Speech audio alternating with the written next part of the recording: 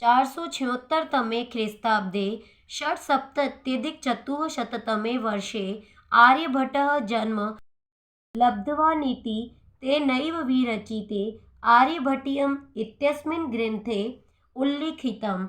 अर्थात 476 ईस्वी वर्ष में आर्यभट्ट ने जन्म लिया, ऐसा उनके द्वारा ही लिखित आर्यभट्टीयम् नामक ग्रंथ में उल्लेख किया गया है। ग्रंथोऽयं तेन त्रयोविंशतितमे वयसि विरचितः। अर्थात यह ग्रंथ उनके द्वारा 23 वर्ष की आयु में लिखा गया था।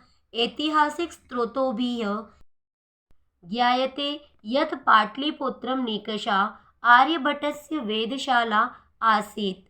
अर्थात ऐतिहासिक स्रोतों से ज्ञात होता है कि पाटलिपुत्र अर्थात पटना के निकट आर्यभट्ट की वेधशाला अर्थात ग्रह नक्षत्रों को जानने की प्रयोगशाला थी।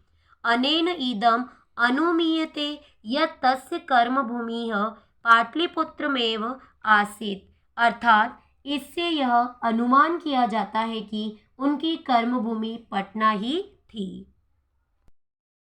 आर्यभट्टस्य योगदानं गणितज्योतिषसम्बद्धं वर्तते यत्र संख्यानाम् आकलनं महत्वम् आदधाति। अर्थात आर्यभट्ट का योगदान गणित ज्योतिष से संबंध है, जिसमें संख्याओं की गणना महत्व रखती है।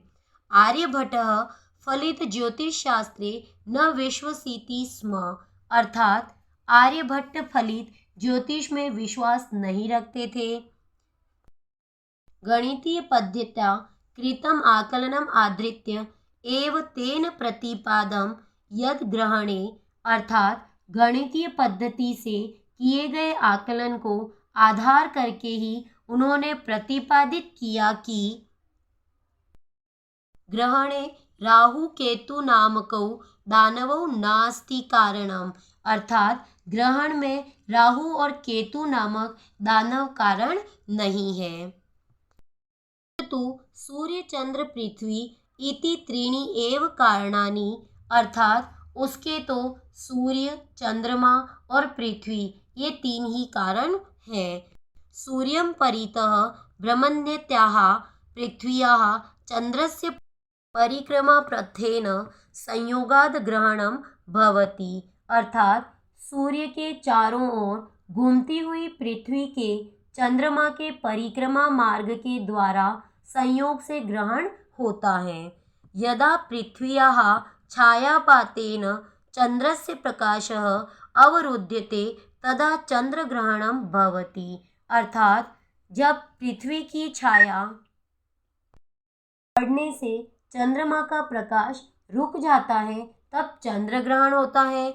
तथैव पृथ्वी सूर्ययोः मध्ये समागतस्य चंद्रस्य छायापातेन सूर्यग्रहणं दृश्यते। अर्थात उसी प्रकार पृथ्वी और सूर्य के मध्य में आए हुए चंद्रमा की छाया पड़ने से सूर्य ग्रहण दिखाई देता है।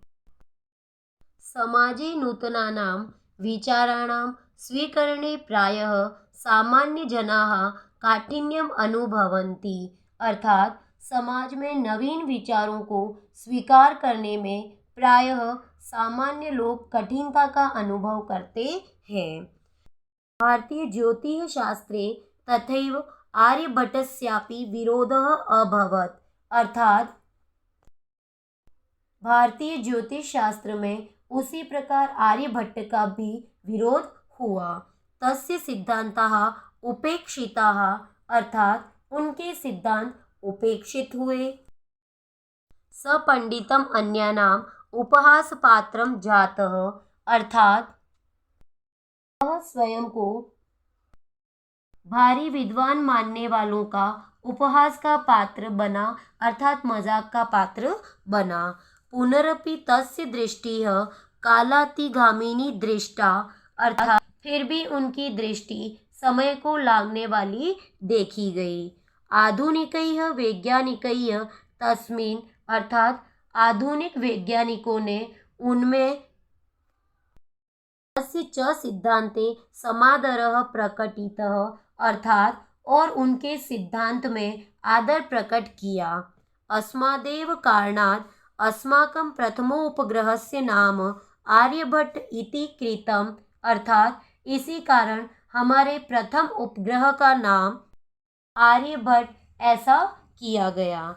वस्तुतः भारतीयायाः गणितपरम्परायाः अथ च विज्ञानपरम्परायाः असौ एकः शिखरपुरुषः आसीत्, अर्थात वास्तव में भारतीय गणित परंपरा का और विज्ञान परंपरा का वह एक शिखर पुरुष था। बच्चों, पाठ यहीं पर समाप्त होता है। आप भी इस पाठ को पुनः पढ़ें एवं इसकी हिंदी अर्थ को भी समझें एवं पाठ के पीछे दिए गए शब्दार्थों को भी अवश्य पढ़ें एवं उन्हें याद करें। आज की संस्कृत कक्षा में बने रहने के लिए धन्यवाद। गृहे वसतु सुरक्षितम वसतु।